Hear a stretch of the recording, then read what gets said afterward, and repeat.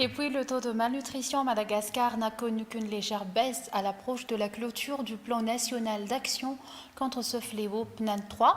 Si l'objectif fixé est de réduire ce taux à 38% en 2021, il stagne encore dans les alentours de 42% actuellement.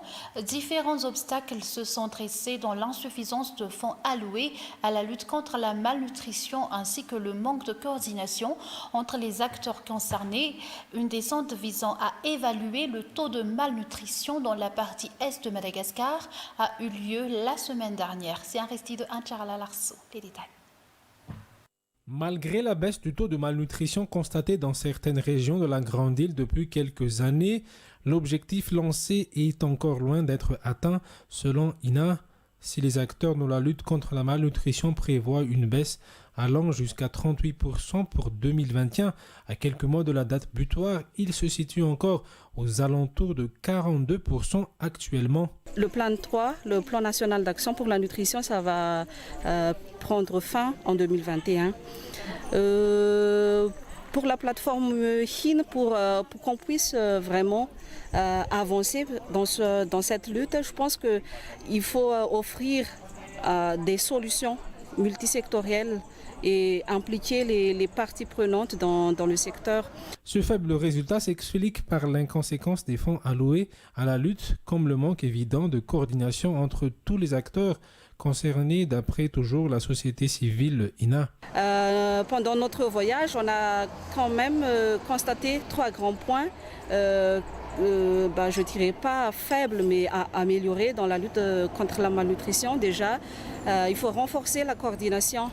La coordination des acteurs. Il y a pas mal d'acteurs qui œuvrent pour la lutte contre la malnutrition, mais les activités, les actions qu'ils mènent, ça ne répond pas vraiment aux objectifs qu'on a fixés. Le renforcement de la sensibilisation, la plateforme AIN demande l'augmentation du fonds alloué à la nutrition. Les acteurs concernés ont effectué un état des lieux de la situation qui prévaut actuellement dans la partie est de Madagascar la semaine dernière. Fa mbola sarotra ny anatrarana ny tanjona ampidina ny tany tsy fanjarian-sakafo ho 7 isanjato amin'ny taona ho avy raha nambarany firaisamonim-pirenena anatany vovonana INA. Mbola miazoazo manodidina ny 2.7 isanjato eo ny tany tsy fanjarian-sakafo eto Madagasikara amin'ny ankapobeny amin'izao.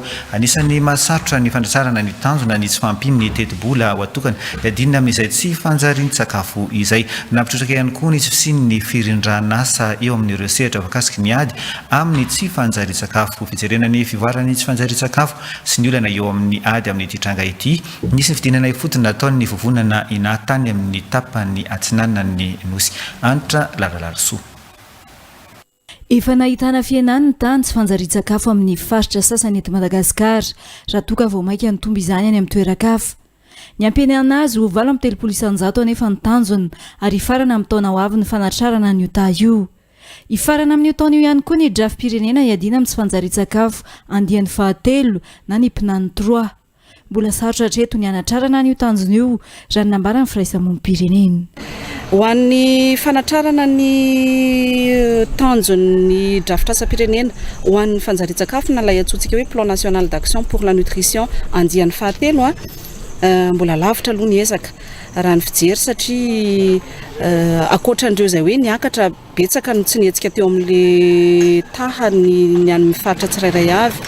Eo amin'ny sehatra nasionaly raha 7.3 isanjato izy.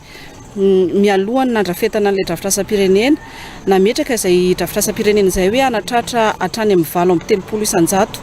Izao izy aloha mbola miazoazo eo amin'ny 2.7 isanjato, 2.7 isanjato.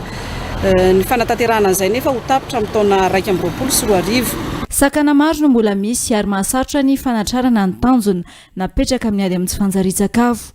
Anisan'izany tsy fahampiany teti-bola natokana ho an'ny tsy fanjarian-sakafo. Ny tokony hitazonana na ampiakarana raha mety kokoa ny vola atokana ho an'ny ady amin'ny tsy fanjarian-tsakafo ary izay tsy tokony hoe hijanona any amin'ny sehatra nasionaly ihany fa indrindra aty amin'ny sehatra kominaly mila rindra ny asa arakaraka ny laharam-pahamehana isaky ny faritra. Ho fijerenany tany tsy fanjarian-tsakafo sady tsirihana ireo sakana tsy ahafahana mampiena ny tany any amin'ny tapany atsinanany nosy nisy ny fidinany fotony nataony ny firaisa mompirenena tany an-toerana.